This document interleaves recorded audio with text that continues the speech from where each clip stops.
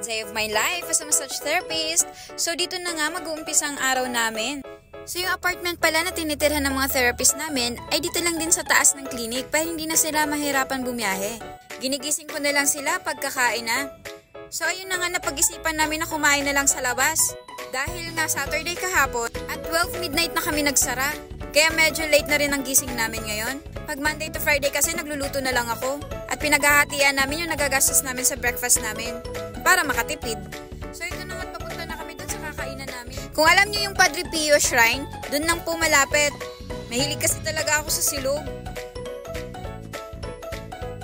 So ayun na, nandito na kami. Madami nga pwedeng pagpipilian dito. Isa din sa paborito namin yung sabaw kasi sobrang sarap ng sabaw nila. Lasang-lasa mo talaga yung beef.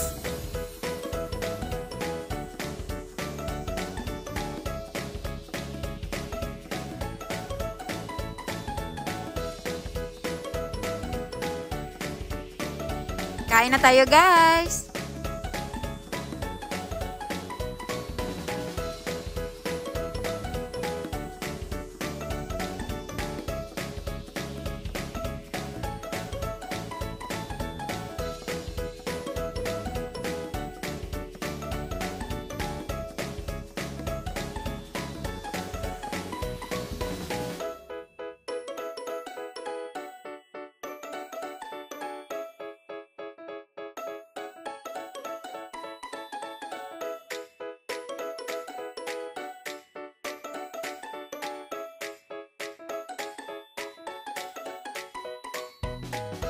Nung natapos nga kaming kumain, ay dumaan muna kami doon sa may prutasan. Dahil pumapag-ibig na nga silang dalawa. Ay, mali. Napaibig pala ng prutas. Ito pala yung araw-araw kong gawain, no? Naglilinis ako ng clinic every morning. So, tingnan nyo lang ako maglinis, guys. Kung papasaba sa inyo, hindi. Thank you, Yashawa. Siya pagbukas niya. Roll up. Eme! So, guys, back to reality. Itong clinic pala namin, guys, ay binuksan namin to noong April 8, 2022. So, magta 3 years na siya this coming April 8. Mag-anniversary na kami. Sa mga nagsasabi dyan na, ay, hayahay na siya kasi may sarili ng business. Oh my gosh. Akala ko pag may negosyo na, masarap na ang buhay. No. Grabe. Sa totoo lang, guys, sakto lang to pambayad sa bills namin. Makakain ka lang ng 3 beses sa isang araw goods na Alam nyo na, hindi araw-araw Pasko. Lalo na yung asawa kong sobrang sipag. Doble sipag talaga siya, guys, grabe. Lalo na ngayon, pag nabariyahan na yung 1,000 mo, bigla na lang nawawala So sobrang mahal nga ng mga bilihin ngayon. Sa nangyayari sa bansa natin ngayon, ay kailangan pa natin magsipag lalo. So ano na, guys, papasa na ba yung paglilinis ko sa inyo? Kunin nyo na ako, katulong.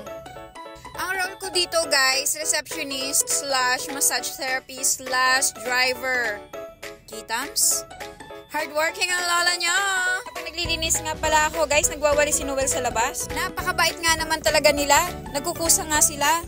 Pamilya na rin ang turing nila sa amin.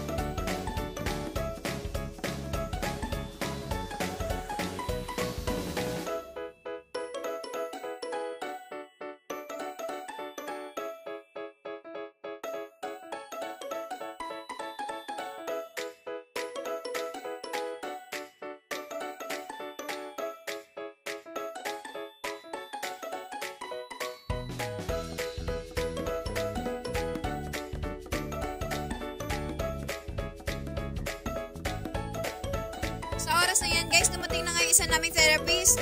Hanggang dito na lang. See you on my next video.